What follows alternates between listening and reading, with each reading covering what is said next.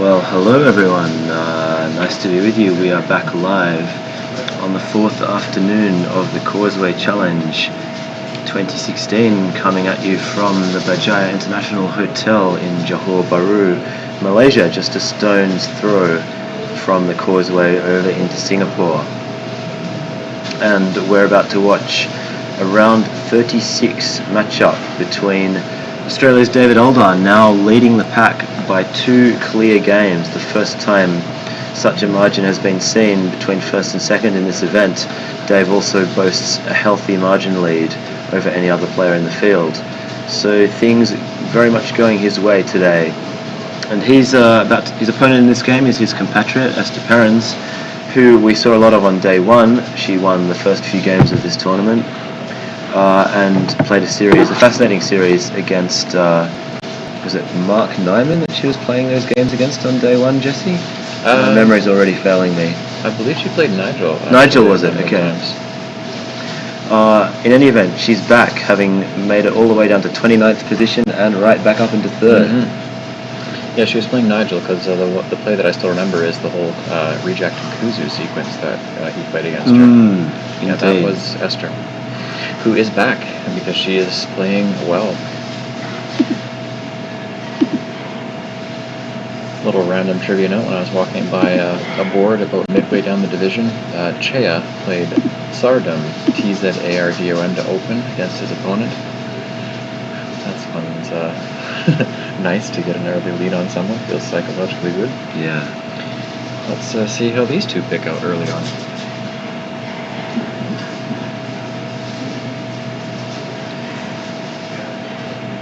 There were 2 T's for a second on Eldar's rack, so I'm guessing that's what his last tile is. Oh, and then never mind.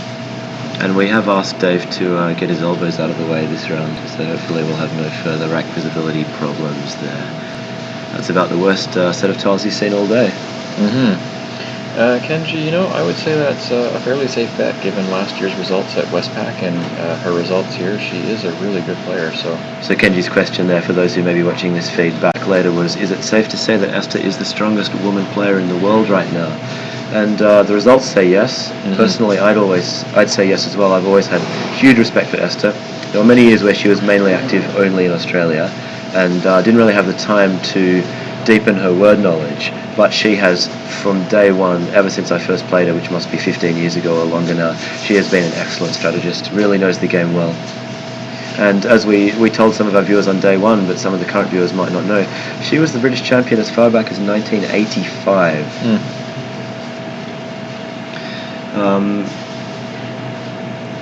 I've always also had great respect for Odette Rio, who's in the Premier Division here as well. We haven't seen her on board one, but she's very strong. Yep. One of the speediest players as well, but yeah, I would say it's a pretty safe call in Esther's favor right now. There was a while when Helen Gibson, at the peak of her game, was certainly among the top contenders, but she's no longer playing regularly. So I would say... Sue-Ann Ong would have been in the picture around 2007, 2008 as well. Yeah, someone I unfortunately never got to beat.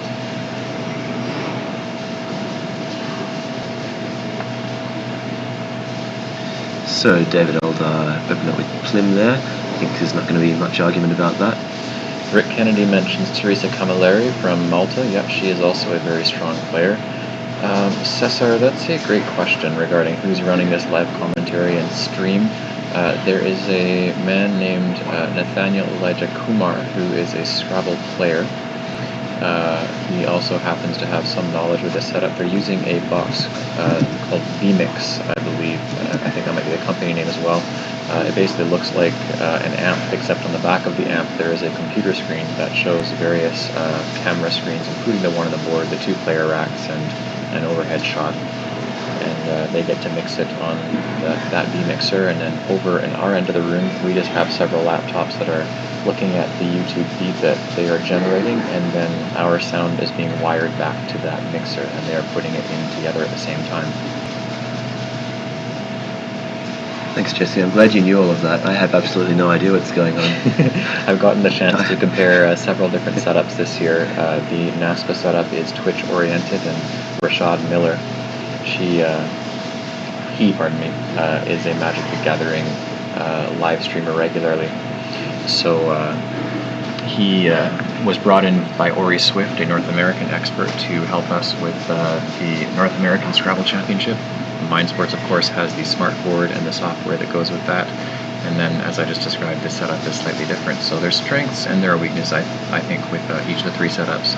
I am definitely liking this setup a lot, though. So back to the game, and Dave made a nice, interesting play there of Rotl, R-O-T-L, keeping back P, N, and T. And I think, having decided that he couldn't reach down to the southern triple with a 5-tile play, decided that slowing Esther down a little bit with a blocky, cagey defensive play was the way to go, keeping just about the best three-consonant leave. PRT would have been ideal. He couldn't do that, so PNT is not a bad second choice, and he's picked up Pentane and Pennate, the latter of which does fit on this board. So promising early signs for Dave again to get a scoreboard lead. Esther there with a rack that sort of makes quite a few words but does not make a bingo, and a little bit hard for her to both score and set up for a future bingo. If she does play Bluity, a very nice word that's being suggested in the chat, and I think A2 is the suggested position, then possibly Dave may be left without a bingo, so that would be a nice choice for Esther, as it happens.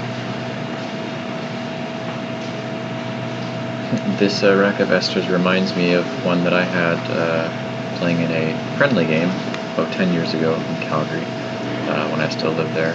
An opening rack, instead of that E, an R was on the rack, and I did not know the bonus in the rack at the time, and ironically enough I played Burley, keeping ID, because the irony of that is Bewardly, which is the 7, means the exact same thing. They are both words that mean Burley, so I've never forgotten since then.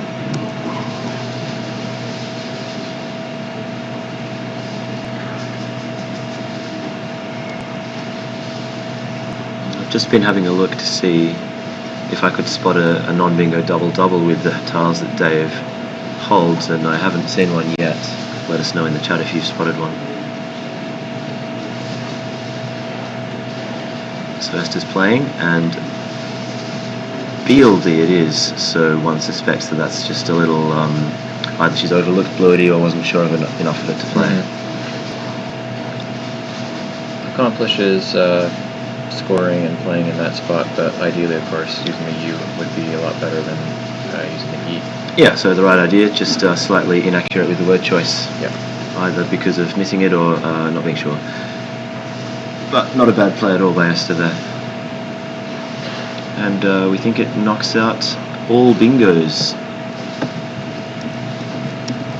I'm never quite sure these days with the lexicon, I haven't studied properly. But I think that is correct. Penne as a parallel at K1 is being suggested by Jason Katz-Brown. Tempting indeed with the amount of points that generates. Yeah, I quite like the look of that. And again, I think it looks like Dave might have held that play. Esther's only now drawing tiles. In any event, he's accepted it. And again, he'd be looking down to the southern triple to put that E in between the L and the A, but don't think he's going to see anything he likes there. Eaton certainly not really worth considering, I shouldn't think. Just seems bad on all fronts. I wouldn't try that one either, but yeah, it did pop out to me to look at H11 plays, but yeah, I think Penne's too Oh good. my god, Esther's got a blank. Wow. I don't know what to say. Eldar is not drawing both blanks. There is a glitch. I can just wait for the rack to be corrected and give her another W or something instead.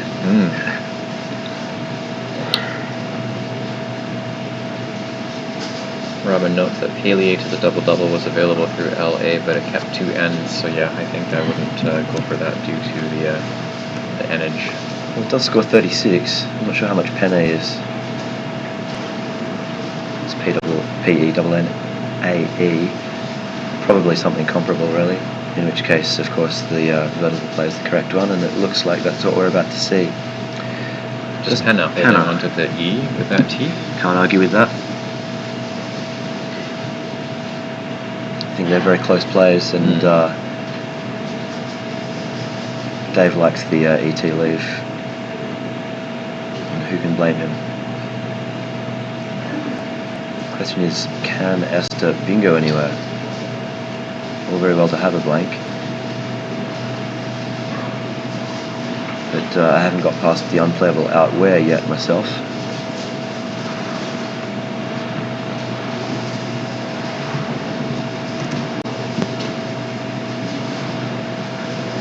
No floaters, so it's going to have to be a 7, and out where looks like it's the only one.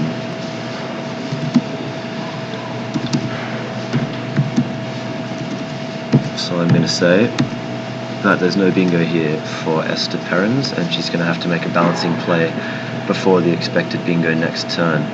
She'd be looking across to 01, and I think she's not going to be very happy with the options that she finds there. They don't really help her UW problem. Likewise, not seeing anything good down to H15, and those would be the two alleys she'd love to utilize here.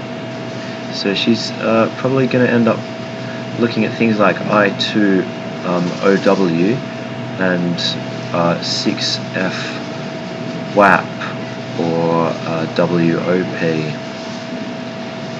Yeah, Joshua, I was also looking in my mind at O with the E on the end, OWE, so that it's a little less threatening on the top line, but on the other hand, you know, she could play aggressive and not drop the E, given the niceness of her rack. But yeah, OWE I was looking at as well, just haven't thought about both plays yet.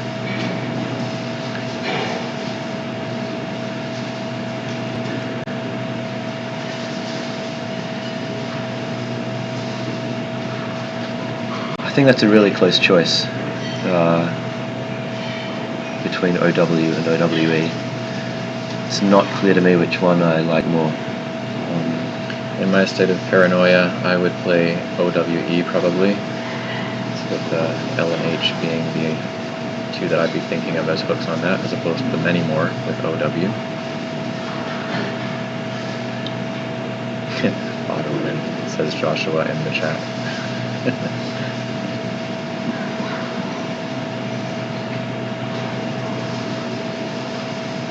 So she's made her mind up. And the tiles are going down now. Let's see what she's come up with.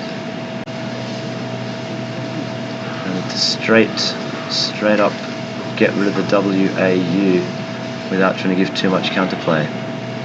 Well, Understandable, certainly. Understandable. She certainly could have taken more points there, and she obviously knows that, so it's a positional choice. And her rack's pretty nice. I don't think she's going to be crying too much about this. Yeah, it's worked out okay, hasn't it? She'll certainly be able to bingo. And a lovely flexible rack there.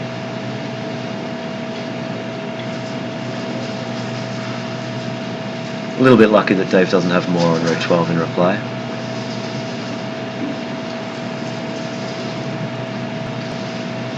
And he'll be scouring the board for good Z plays. Again, I feel without being really satisfied. So he has Wetly as well. Wetly, he's got Petty up the top. He might well hold the Z here, unless there's a big Z player I haven't spotted.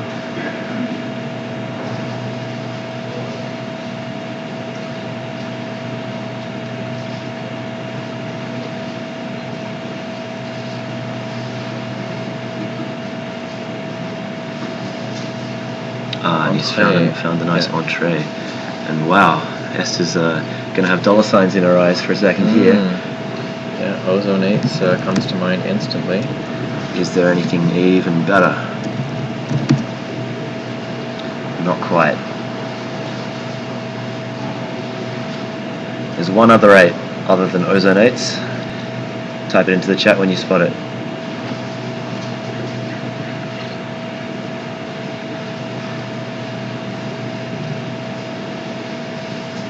That's the one. Stanzos. So it's probably we can strap ourselves in for about 2 or 3 minutes of thinking time for Esther here. She's not going to want to miss a 9 timer, and she's going to run through the whole alphabet. Well, that's what I would do.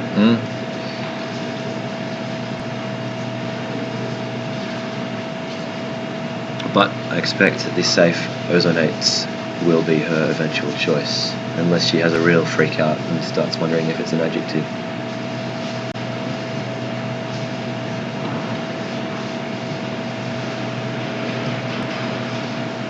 I think she'll be safely putting that one down. Yeah, well, given her bingo playing on day one, and she came up with some lovely stuff.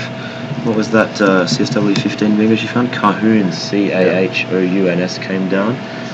She was sure of imbiber, Mbiber, so there's some deep knowledge there, and she's a well-prepared player. So I will be surprised if she bails on it. Meanwhile, Eldar continues to get complete junk. He does have a handy lead already, must be said. Only that entree put him a half bingo up, or a little bit more than a half bingo up.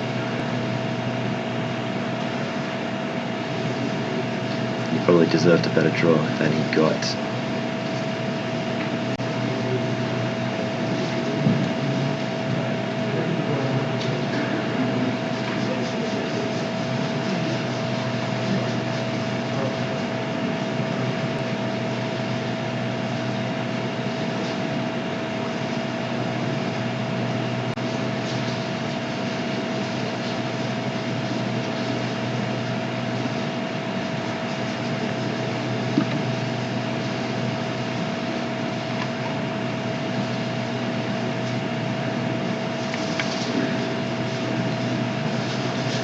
The game has sort of arrived at a standstill as we wait for Esther.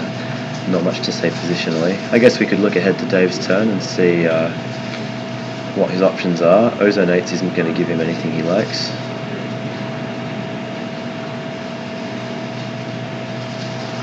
And I wonder if he's looking at a change.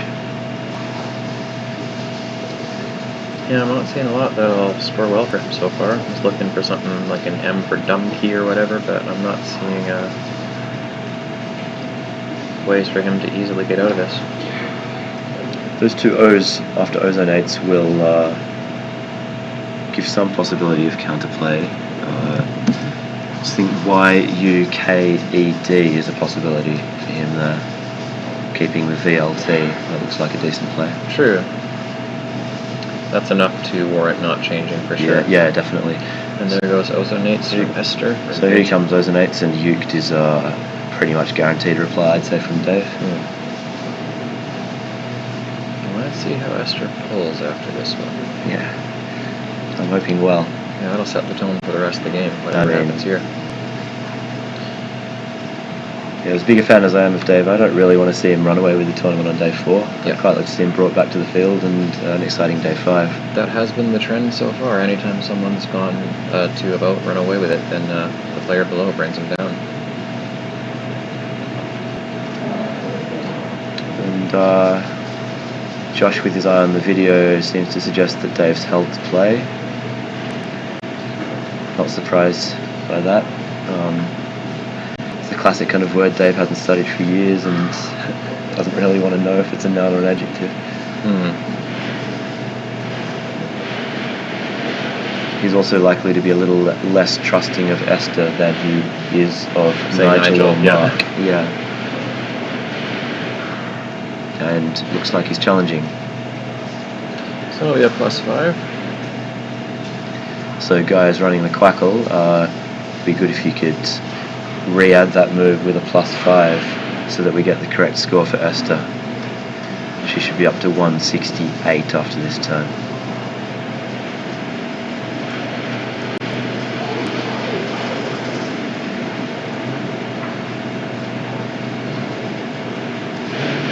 Thank you very much. And Esther's dropped the, hopefully not the whole tile bag.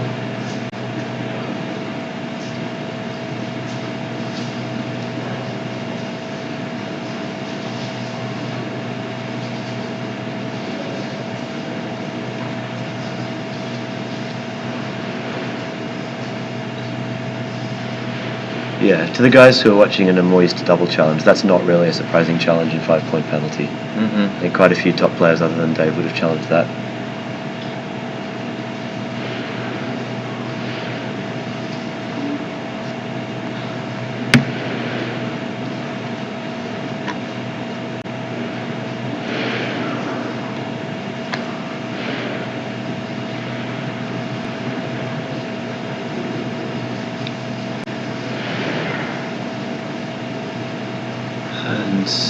Not too unfriendly a draw for Esther there. No immediate bingo, but she'll be happy enough with that. It's going to give her plenty of options.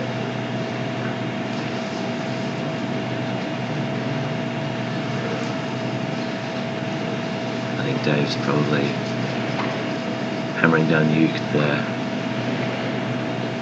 And that's going to bring him back within only 20 or 30 points behind. So a very live game we've got here.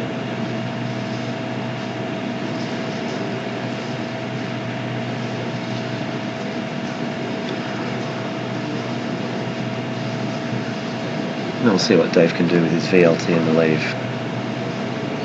Could go wrong, but that's the chance he was forced to take there.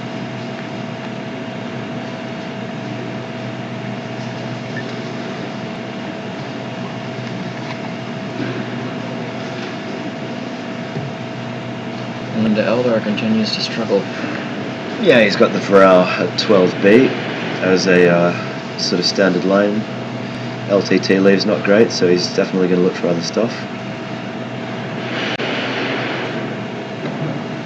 And Cesar, no, Causeway is not free challenge, it is 5-point challenge. But in Thailand, assuming that's where Jason is talking about having played Nigel at King's Cup, yes, they do play free challenge. And the reason that they do that is because many of the Thai players' first dictionary is TWL. And King's Cup is run to double dictionary. It's also why they issue the 2 and 3 letter words in a word list. Yeah. Have you played King's Cup, Jesse? No, I'm hoping to someday. Yeah, do get across to it. Amazing, amazing tournament. I was considering playing in the Princess Cup that happened before this event. I was even in Bangkok for the first couple of days of it, but I had decided a few weeks before going to Asia that I wanted to see Cambodia, a brand new country on my list, and I am not regretting that decision as much as I miss playing Scrabble. But yes, King's Cup certainly on the list of tournaments to do. Nick Ferns asks, wasn't Causeway 10 points in 1 year? Yeah, it definitely was. I remember playing Causeway under 10 points, I think it was in 2010. And to me that was obviously a big step up, used to 5 point, not used to 10, and it affected me probably more than it should have. Not afraid to admit that.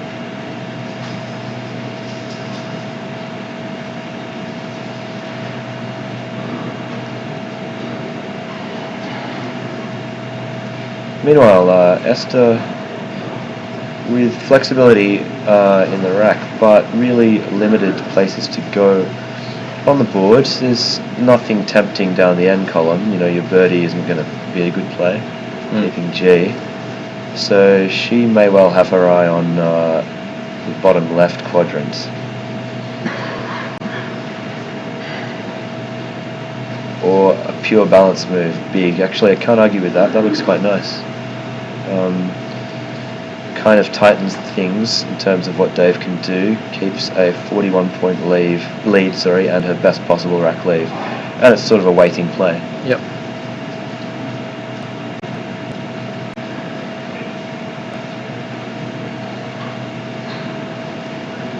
Dave has relatively few options, and it looks like he's played already.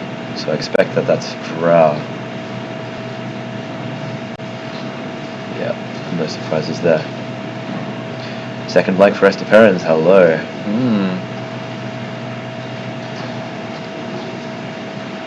So code driver at the very least. Yeah. And maybe something better. Shout out in the chat if you spot it.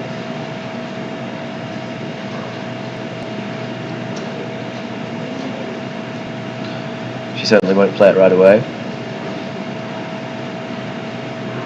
Particularly because of the strong counterplay from AA below the C. The C is a nice touch for the block of reparalleling bingos. But I expect code driver is what she'll settle on. Jason Katz-Brown eagerly points out that trot line will come back in response. So it'll be still a reasonably close game, we would expect. Tit for tat. Indeed. Esther's scoreboard advantage will be fairly slight, and there will be big hotspots available at 8A and at H14 if the anticipated sequence of moves is played. But still not completely sure that it's all about co-driver.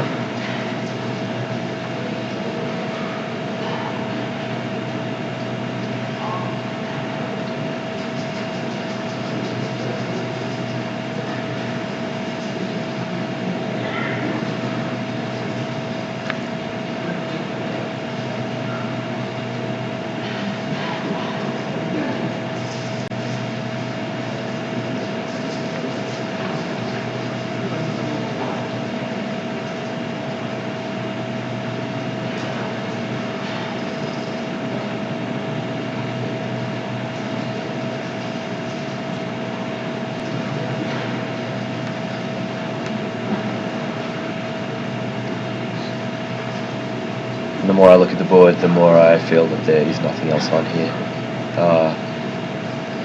That G at N11 is really hampering any possibility of a vertical bingo in that region of the board. She'll quickly realise that there's nothing involving an S-hook onto lay. Obviously nothing down column F, nothing on row 12, nothing decent on row 13, although she'll probably spend a little bit of time making sure of that. And she's going to end up going right back over the board to where she probably began, with an instant co-driver spot.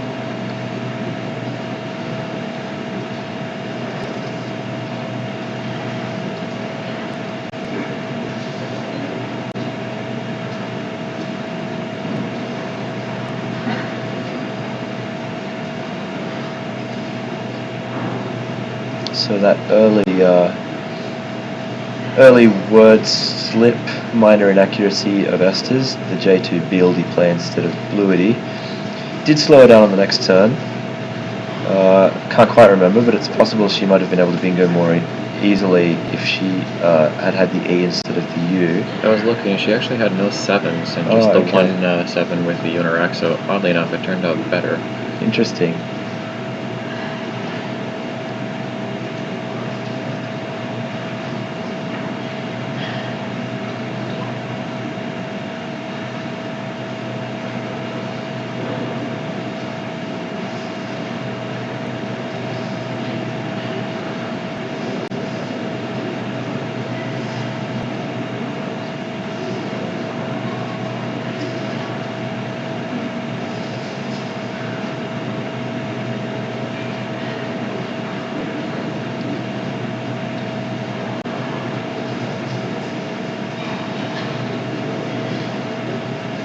Instead taking her time on flexible bingo rack, and that's very understandable. She's a player who will feel a little bit of pressure on table 1 under annotation and want to make sure that she's getting it right. I think I see the tiles on the board now, and she looks like she wasn't sure enough of co-driver to lay it down. So, unfortunately, a bingo miss there for Esther Perrins. Still leaves trot line too. And it does indeed leave trot line.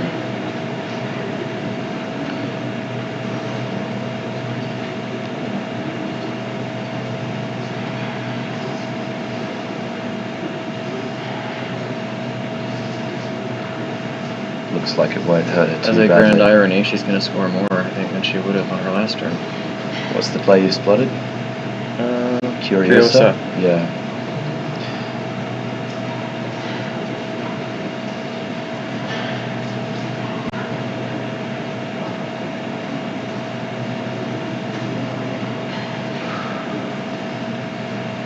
Oh yeah, Marlon, that's true. Penna wouldn't have gone down with Bluity over there, and assuming that David Eldar didn't play up there, then yeah, Holloware would have gone down. That's a bit of what if.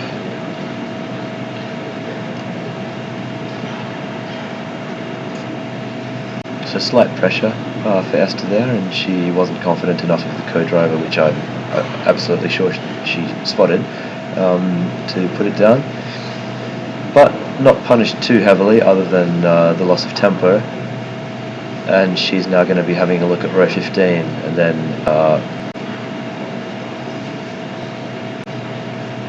probably going for Curiosa. The chat seems to be suggesting that there's not much going on row 15 for her, and indeed for Dave, which is going to irritate him no end. Dave challenges Curiosa. I'm not going to be as nice about that challenge as I was about the Ozonates challenge. I think he should not be giving up 5 for that. Well, as we've been saying, guys, David Eldar does not have the word knowledge security that some of these top players have. His strength is positional play. That's been so for many, many years if you know his game. And it's in fact Curioso, we're being told, is it? Oh, Esther. So we have to retract what we just said about Dave's challenge. He was challenging a phony. So Esther Perrins is on tilt here, I'm afraid.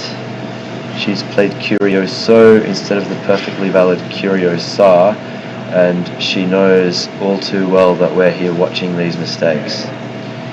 And she may well have given up all advantage in this game through that mistake.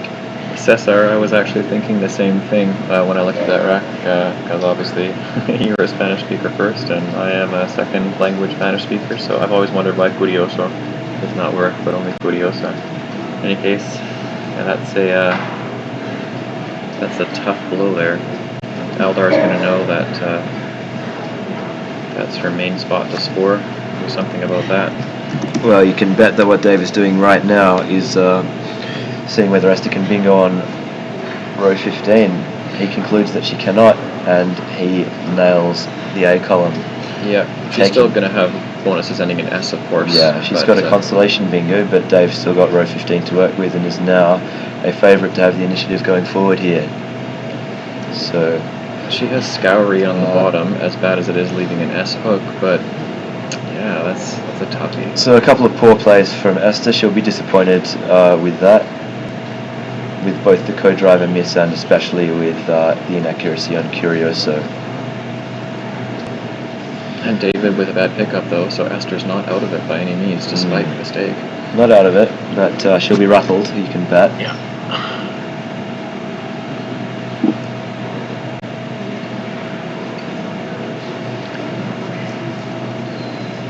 She's not going to know at the moment, but that's the best possible thing that could have happened for her after that mistake. Yeah, she, as the chat's saying, she may well end up winning, but I actually think psychologically Dave's the favourite to end up with a win here. So she's going to play Scoury at the bottom? Yep. I beg your pardon, I for some reason had thought that Esther couldn't bingo down there, but of course she still could. So Eldar looking, like Jason Katz-Brown said, like he might have to exchange, and then Esther could well pick one of those S's. Or I guess there's one S left in the... 1, 2... No, wait, there are 2. Well, what a twist. A twist indeed, and the... I know both these players quite well. I've been playing them for a long time, and I know that Esther is shaken in this position, and I have a strong suspicion that she may be freaking out about what back hook Scoury takes. Yeah. So I'm curious to see if she has the boldness to risk anything she's not absolutely sure of. And I might be selling her short here. Maybe she knows very well that it takes both the R and the S, which is what it does take, right? Which? Just S, I think. Scoury. Oh, I beg your pardon. That's my rustiness talking. Yeah, quite right. Just the S. Ooh. Well, she's got counters at least, and a JO play on top of Scoury for lots of points next turn, at the very least. This is quite the drama. Yeah, let's gather ourselves for the final act. Wow. That really was a horrendous draw from Dave. But Esther, 30 points to the good. Not much of that's going to be eroded by whatever Dave's doing, and a cheap 50 points on offer. She could get choked, of course, and if Dave changes and gets something good, well, that could be that. Well, very, very interesting. From her point of view, the pool's about even because there are 7 vowels in Eldar's rack. Some people are saying I. Well, someone was asking about, jokingly, Joshua was asking about A-I-I-E-E, but no, A-I-Y-E-E is the one. Right, and it doesn't play here. So, yeah, it's probably a change versus play calculation from Dave at the moment, and the play is presumably EYE in the top right. Yeah, because like Jason said, David would know that there are only 6 unseen in that pool of lots of consonants, otherwise, so even though it's a bad rack, he might consider playing through it. Pioe, Cesar, is the one, P-I-O-Y-E.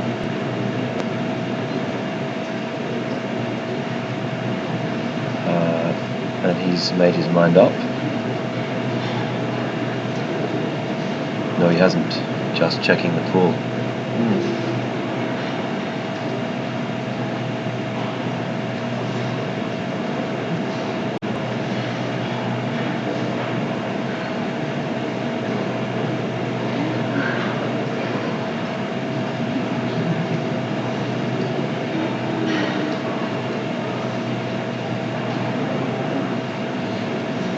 Happy to make you laugh, Marlon.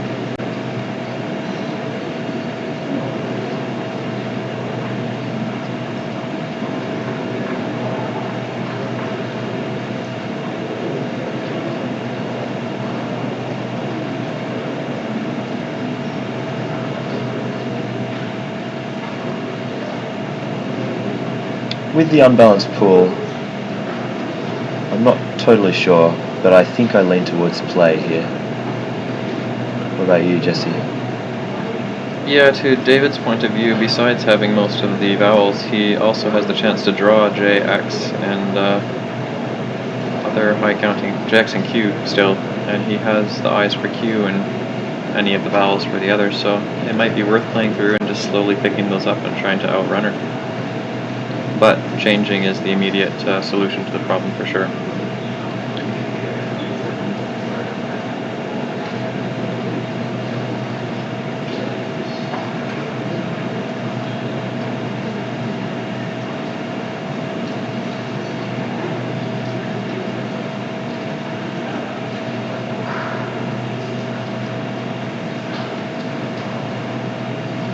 That Esther 015 is going to be a big tile, and I'm curious to know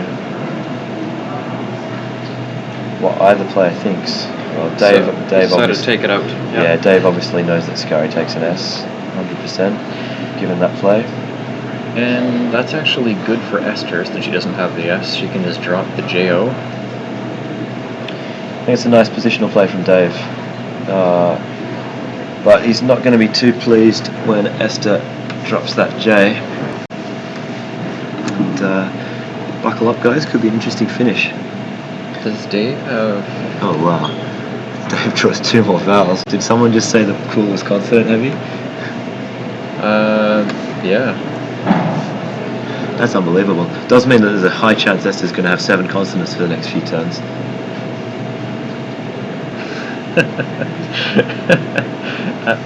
That's just, wow, that's hilarious.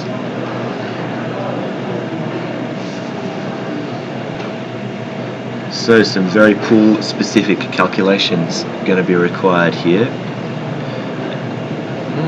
And wow, if Eldar does some range finding, there's 2 spots for Q, never mind, because I was going to say he could block Chin and there could be some trouble, but Chin and QIS are still both playable. I'm afraid this position's going to be almost impossible to think through in real time from commentary. This is complicated stuff here. There are a ton of different strategic options available for David here. And I think there's 10 in the pool. I think he has to change now. I think so, and it's going to be a mutual change, and Esther's going to be really relieved that she can exchange on that rack. Because she currently sees Dave about to play with only 10 in the pool, and she thinks she's going to have to play through that rack. She probably won't have to. The interesting thing for her, if she is astute, and we know that she is if he makes a big exchange, she'll know he's exchanging vowels, which she needs. So that would almost even push her towards exchanging, should he do so. Wow, this is tricky. Don't envy these guys.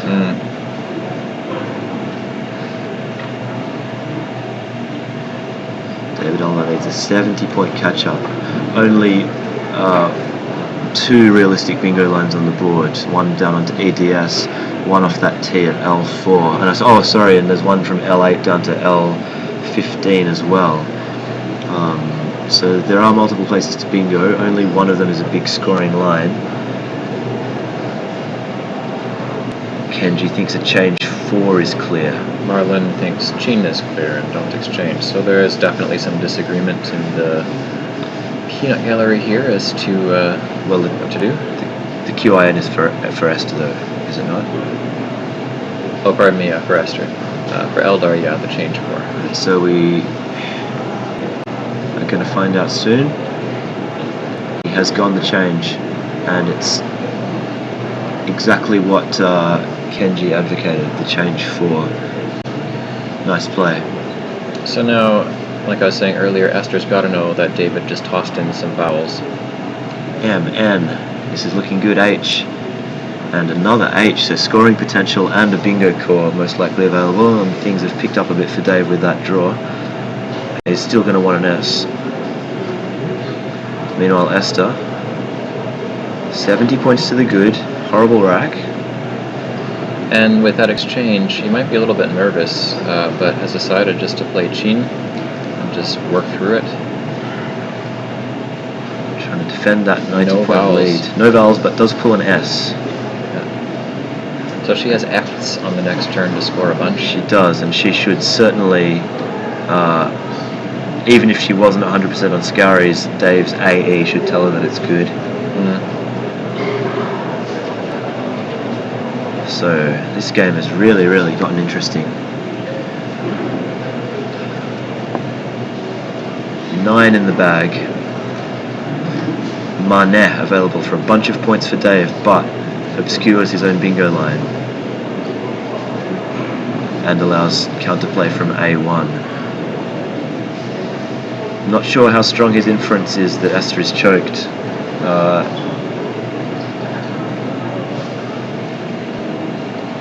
And yeah, Jason, is a very fortuitous pickup of an S on a blind draw of 1.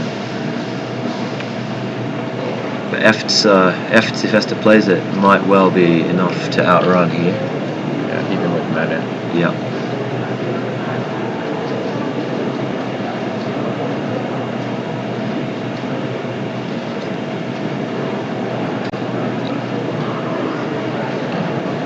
So Kenji points out this is a pretty good example of some games are just not winnable. I assume that's in reference to David's best efforts still not being good enough, as Esther will continue to score, which is a fair point. You know, sometimes no matter what you do, it just doesn't bounce your way. I guess Dave's basically played it optimally so far. Tough choice on the AE, but everyone seemed to approve it in the end when he played it. Yeah, so nothing wrong with that.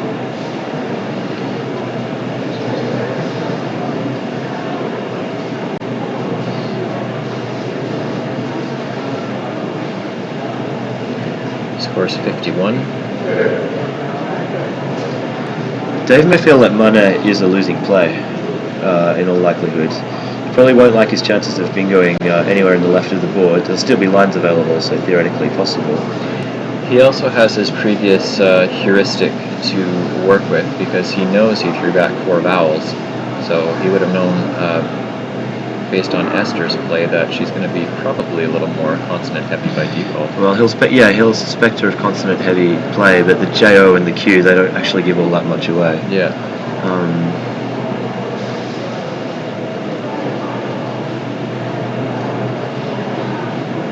Manet allows Esther to play F without emptying the bag, so she should feel fairly secure. 13k mana is being suggested to block plays with Scouries. That is a nice bit of insight.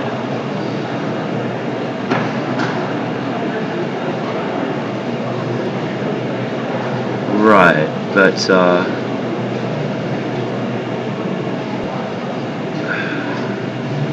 plus he would save an H for plays along code the next turn, but he's played NYM. Interesting. Wow. Someone interpret that for us.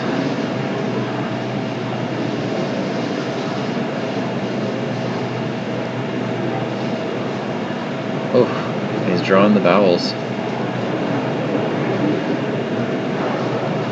Looks like Esther's played straight away. She's played Ings. Dang, she's keeping her F.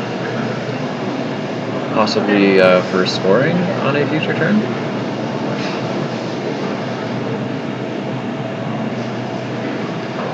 I haven't got the foggiest idea what NYM is about, I'm not going to lie. That's a flat-out mystery to me.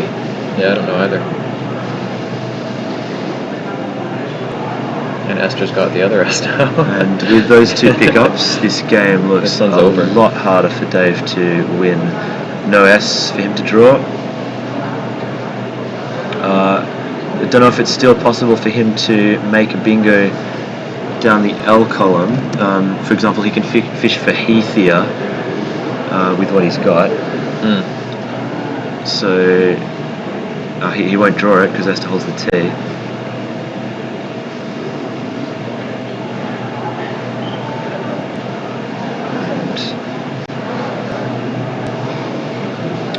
My only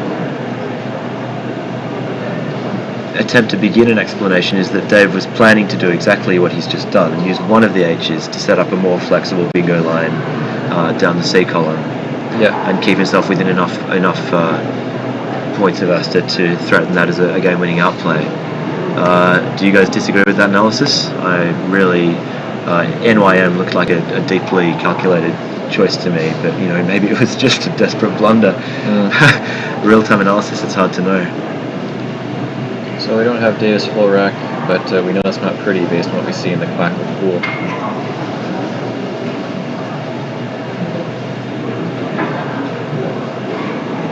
Suggestions that maybe he was hoping for Heishi from E2. That wouldn't have scored enough though, right? I don't think it would have been enough to overtake. I guess he was looking for something like Sheath maybe, but keeping the two H's, really? I don't know. Maybe he was really interested in something like Heathia and Sheath or whatever, and he thought that those two H's were actually going to draw to more bingos than anything else. Yeah, I'm not sure. There's a mistake in the Clackle pool because there shouldn't be an S in there. Esther's got the last one on her rack. So there's another letter unseen to us which isn't on David's rack, and we'll find out what it is shortly. But certainly looks done and dusted as a win for Esther this game. Don't think Dave's got the scoring power there to overhaul her, whatever she does. And so Esther Perrins will be a very relieved woman walking away from this one with a win. But she's just bought herself another match with Dave on table 1. Yep. So what do we have for standings going into this round? Good question.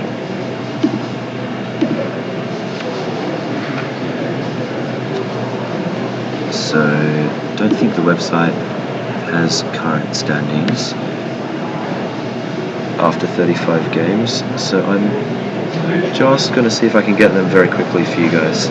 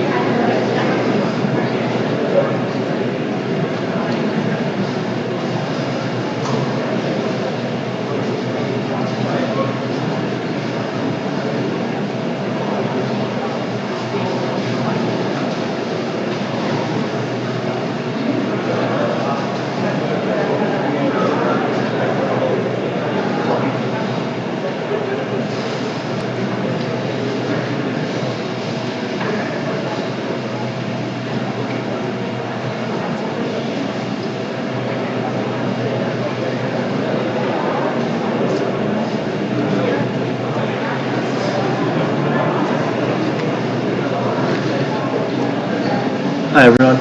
Unfortunately, a couple of glitches in the tournament software are preventing me from being able to read out the current standings to you. We'll get them to you hopefully as early as possible, probably early in the next round, I think. Meanwhile, had a look at table 2. That game's done. That's Nigel and Mark Nyman. And that was a 10-point win for Nigel Richards, the one and only. I think that's their 11th match in this tournament. Yep.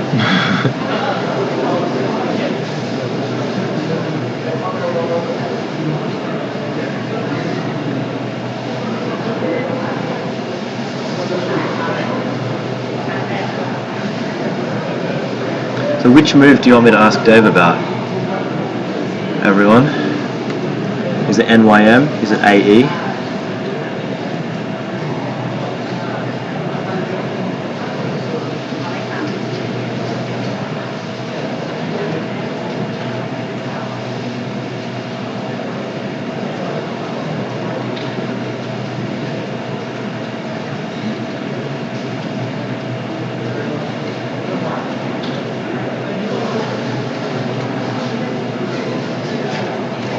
Looks like we do have results all the way up to round 35's conclusion. Yeah, the tournament staff have been great in quickly responding to our requests for these.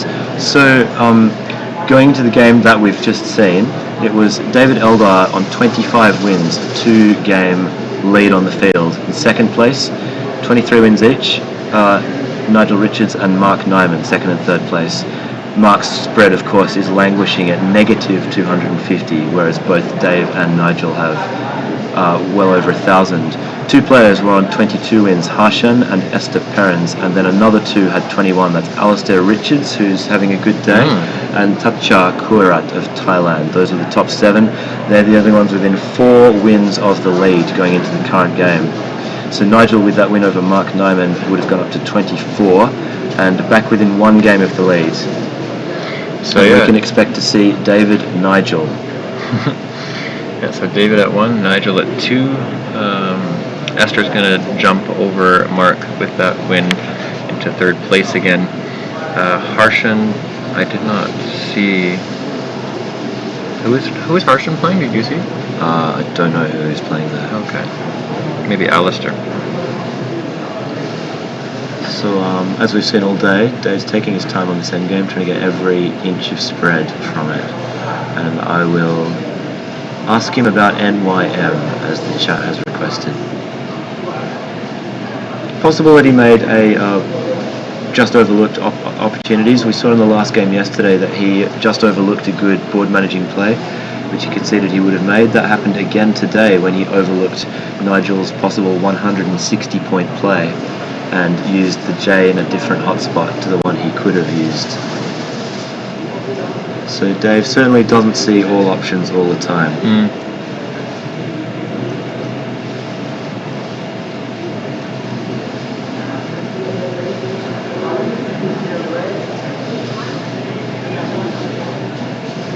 Esther playing fast, probably looking forward to a break. Big margin for her in the end. Got all the letters in the latter half of the game.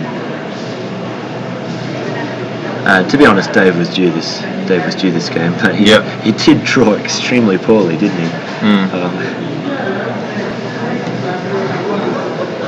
So Esther this time is the one who saves the day for the rest of the field and pulling David back within 1 game.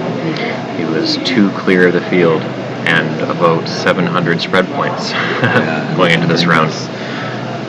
So up against Nigel in the next round. If Nigel wins that one, he'll be back level with Dave on wins and have given the field a chance to make some ground up. So still a very, very exciting open tournament. We've had a lot of different leaders. We may have more leaders still to see. Yeah, the top 3 going to this round, they've all been at the top of the leaderboard at some point in this tournament.